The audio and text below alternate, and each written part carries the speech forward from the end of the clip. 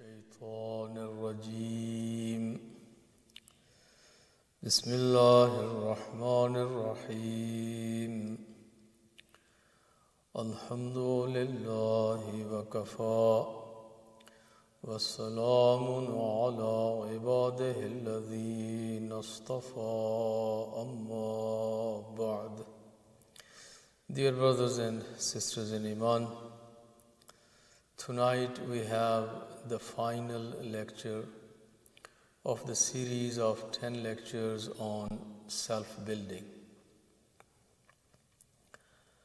We had initiated this theme and this discussion to help ourselves and our brothers and sisters to spiritually build ourselves and to be able to become better believers, stronger believers, more motivated believers, and more get into the closer to Allah subhanahu wa ta'ala and in His inner circle, inshallah.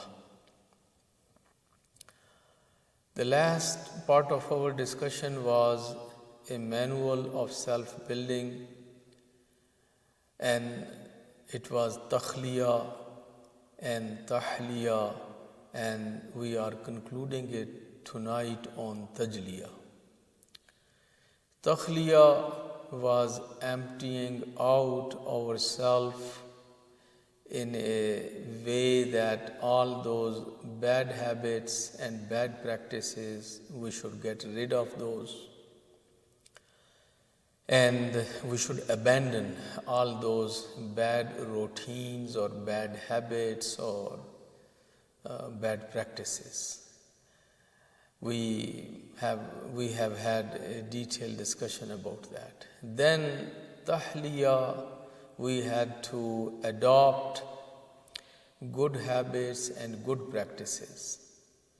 And we had to learn the new things, the better things and better routines. We have had again a detailed discussion about that.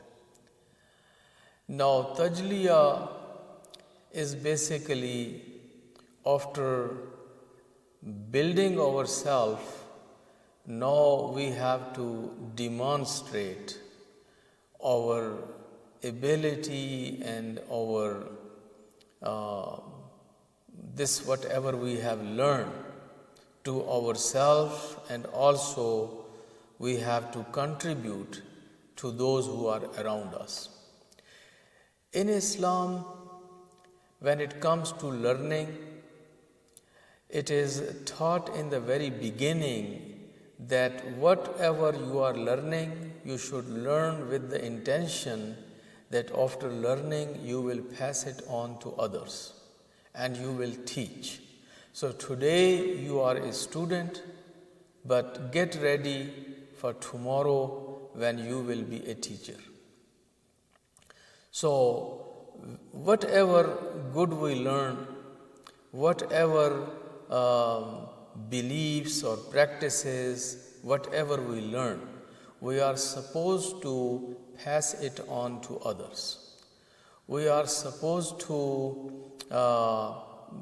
give it to those who are around us. Of course, we need to begin with those who are the closest to us, our immediate family, our spouses, our parents, our children, our siblings, our family, and then of course the extended family and our neighbors and our friends and our community.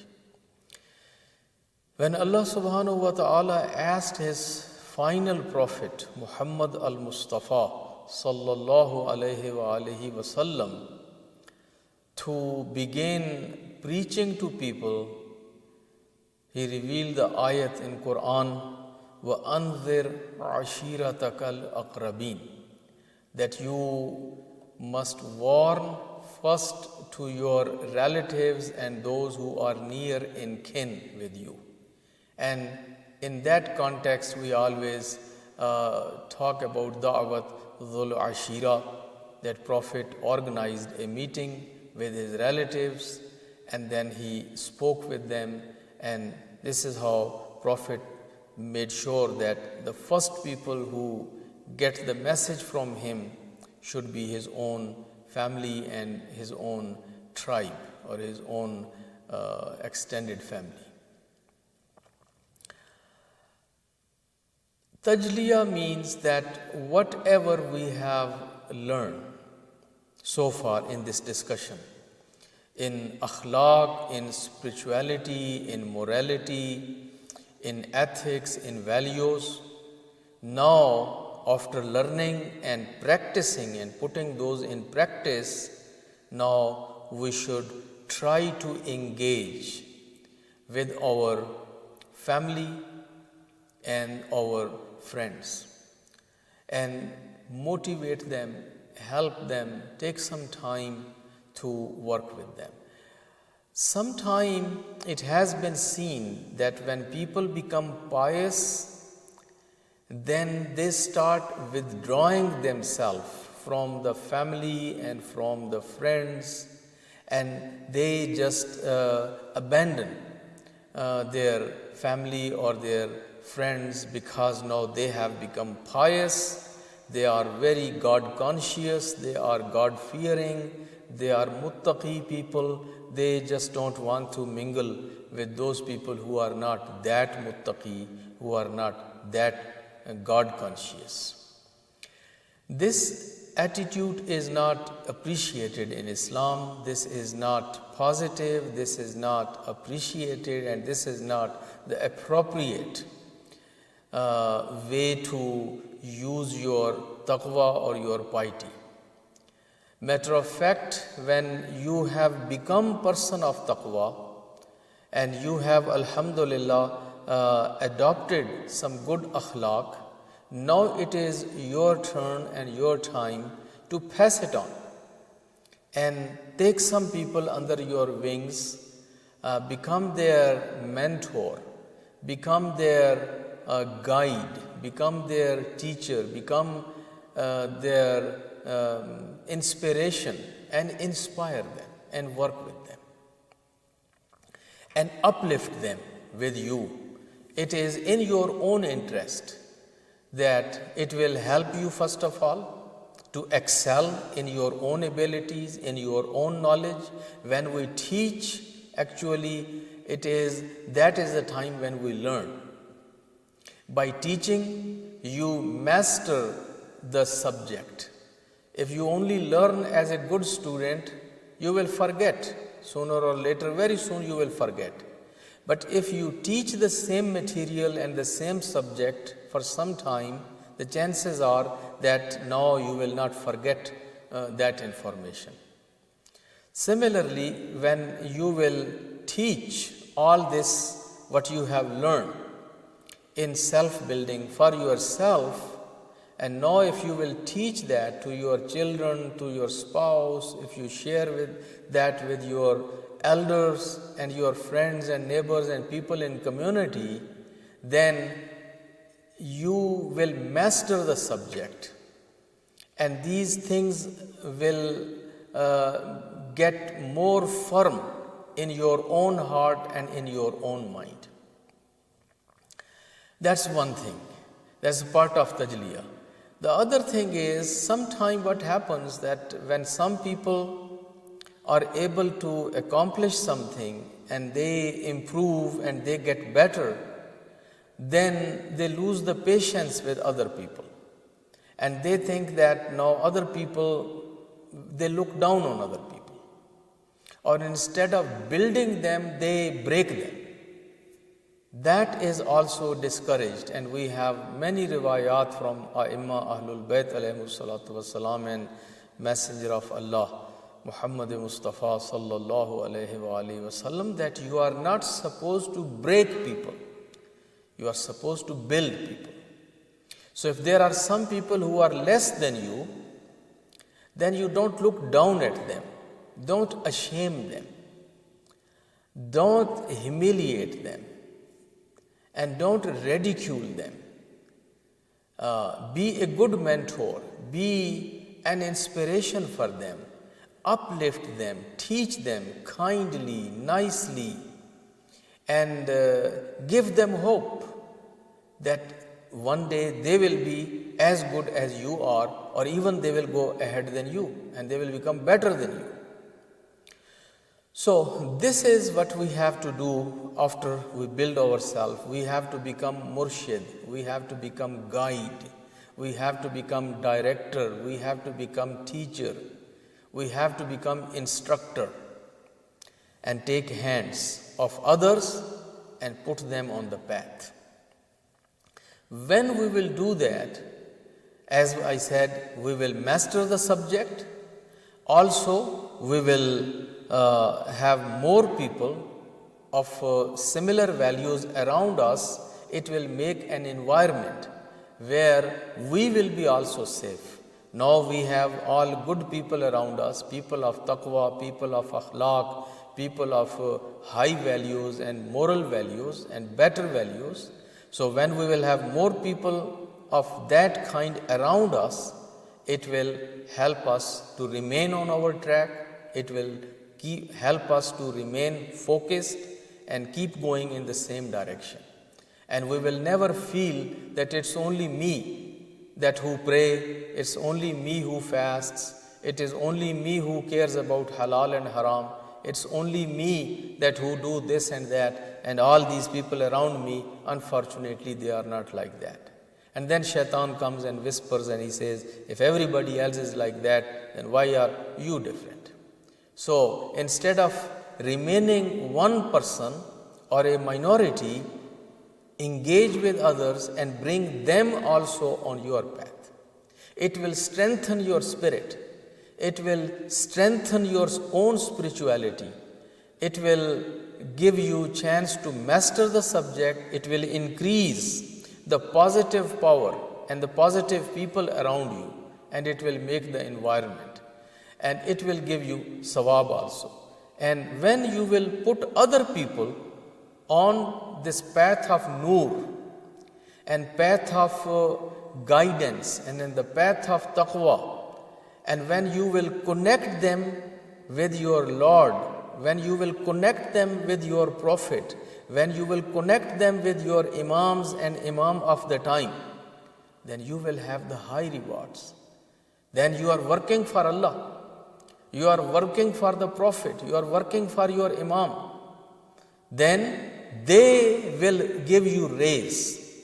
So then you are, while you are bringing people to the path and you are recruiting people basically to this path of guidance and taqwa and nur and akhlaq and piety and morality and nobility and service, then Allah subhanahu wa ta'ala will increase you in your knowledge, in your wisdom, in your understanding, and in your nuraniyat, and you will see that you are going to higher and higher and higher levels, even if now you are not reading or if you are not learning anymore through books or by teachers, but this is through practice, through work.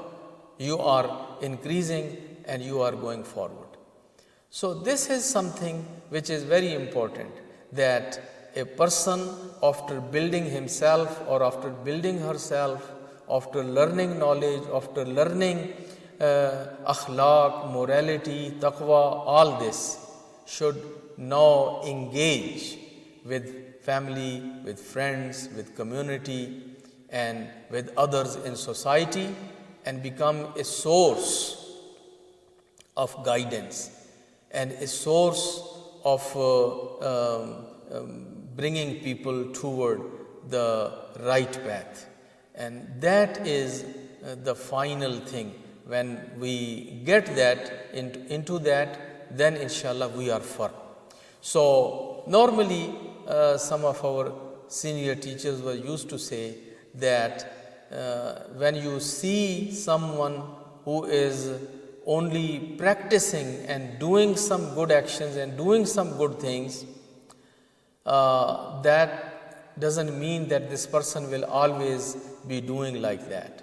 Sometimes people have, their spirit is high and sometimes it is down. So this person that today you are seeing doing certain things may stop it. Little later, the motivation goes down, the spirit goes down, and people, it has happened with people that they were used to pray a lot and they were very much engaged in the worship, and then all of a sudden they stopped. Or they were very careful about halal and haram at one point, but then they become careless. Or similarly, certain other things. Things do happen with people. As they go high, they go down.